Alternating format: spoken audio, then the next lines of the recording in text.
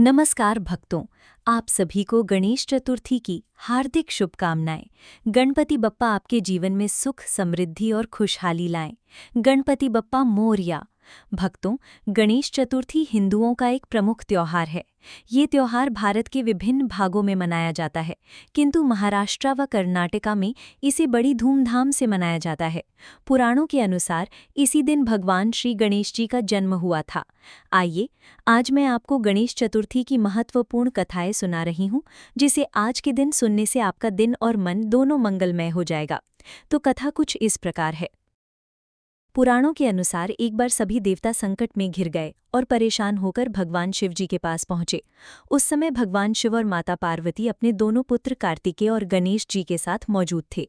देवताओं की समस्या सुनकर भगवान शिव ने अपने पुत्रों से कहा कि तुम दोनों में से इनकी समस्याओं का निवारण कौन कर सकता है।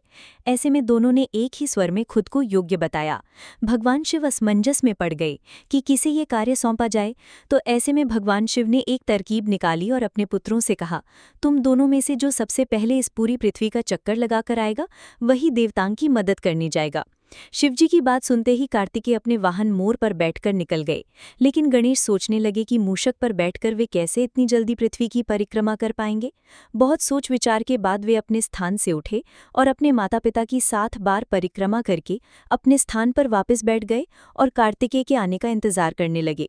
भगवान शिव ने गणेश जी से परिक्रमा न करने का कारण पूछा, तो उन्होंने कहा कि माता पिता के चरणों में ही समस्त लोक हैं। उनके इस जवाब से भगवान शिव भी प्रसन्न हो गए और उन्हें देवता की मदद करने का कार्य सौंपा। साथ ही ये भी कहा कि जो मनुष्य हर चतुर्थी के दिन तुम्हारी पूजा और उपासना करेगा, उसके सभी कष्टों का निवारण हो जाएगा। कहते हैं कि गणेश चतुर्थी के दिन व्रत कथा पढ़ने और सुनने से सभी कष्टों का नाश हो जाता है। बोलो गणेश भगवान की जय। भक्तों, गणेश चतुर्थी से संबंधित एक अन्य कथा भी बहुत फलदायक है, जिसे सुनने से ही आप पर भगवान गणेश की कृपा हो जाती है। आपके सारे बिगड़े काम बन जाते हैं। आइए कथा आरंभ करते हैं। एक बार महादेव जी पार्वती सहित नर्मदा के तट पर गए। वहां एक सुंदर स्थान पर पार्वती जी ने महादेव जी के साथ चौपा खेलने की इच्छा व्यक्त की।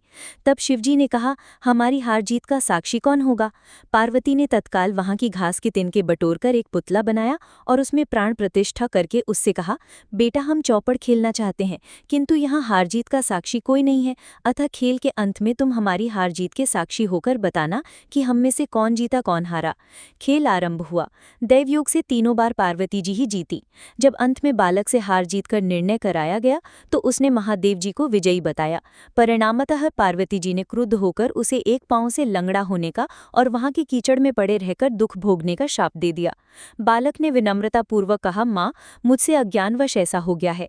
मैंने किसी कुटिलता या द्वेष के कारण ऐसा नहीं किया। मुझे क्षमा करें तथा शाप से मुक्ति का उपाय बताएं। तब ममता रूपी मान को उस पर दया आ गई और वे बोली, यहाँ नाग कन्याएं गणेश पूजन करने आएंगी, उनके उपदेश से तुम गणेश व्रत करके मुझे प्राप्त करोगे। इतना कहकर वे कैलाश पर्वत चली गईं। 1 वर्ष बाद वहां सावन में नाग कन्याएं गणेश पूजन के लिए आईं। नाग कन्याओं ने गणेश व्रत करके उस बालक को भी व्रत की विधि बताई। तत्पश्चात बालक ने 12 दिन तक श्री गणेश जी का व्रत किया। तब गणेश जी ने उसे दर्शन देकर कहा, मैं तुम्हारे व्रत से प्रसन्न हूँ, मनोवांछित वर मांगो। बालक बोला, भगवान मेरे पाँव में इतनी शक्ति दे दो कि मैं कैलाश पर्वत पर अपने माता पिता के पास पहुंच सकूं और वे मुझ पर प्रसन्न हो जाएं। गणेश जी तथास्तु कहकर अंतर्धान हो गए। बालक भगवान शिव के चरणों में पहुंच गया। शिवजी ने उससे वहां तक पहुंचने के साधन के बारे में पूछा। तब बालक ने सारी कथा शिवजी को सुना दी। उधर उसी दिन से अप्रसन्न होकर पार्वती शिवजी से भी विमुख हो गई थीं। तदनंतर भगवान शंकर ने भी बालक की तरह 21 दिन पर्यंत श्री गणेश का व्रत किया, जिसके प्रभाव से पार्वती के मन में स्वयं महादेव जी से मिलने की इच्छा जागृत हुई। वे शीघ्र ही कैलाश पर्वत पर आ पहुंची। वहां पहुंचकर पार्वती जी ने शिवजी से पूछा, भगवान आपने ऐसा कौन सा उपाय किया जिसके फलस्वरूप मैं आपके पास भागी भागी आ गई हूँ। शिवजी ने गणेश व्रत का वृतांत उन्हें सुनाया। तब पार्वती जी ने अपने पुत्र कार्तिकेय से मिलने की इच्छा से 21 दिन पर्यंत 21-21 की संख्या में दूर्वा, पुष्प और लड्डुओं से गणेश जी का पूजन किया। 21वें दिन कार्तिकेय स्वयं ही पार्वती जी से आ मिले। उन्होंने भी मां के मुख से इस व्रत का महात्म्य सुनकर व्रत किया। कार्तिकेय ने यही व्रत विश्वामित्र जी को बताया। विश्वामित्र जी ने व्रत करके गणेश जी से जन्म से मुक्त होकर ब्रह्म ऋषि होने का वर मांगा। गणेश जी ने उनकी मनोकामना पूर्ण की। ऐसे हैं श्री गणेश जी जो सबकी कामनाएं पूर्ण करते हैं। तो भक्तों, देखा आपने कि भगवान गणेश जी के व्रत और उनकी कथा में इतनी शक्ति है कि जो कोई भी इसे सुनता एवं करता है उसकी सभी मनोकामनाएं भगवान गणेश जी पूरी कर देते हैं और उस पर सदैव अपनी कृपा दृष्टि बनाए रखते हैं। बोलो गणपति बप्पा की जय। इच्छा पूर्ति करने वाले गणेश की जय।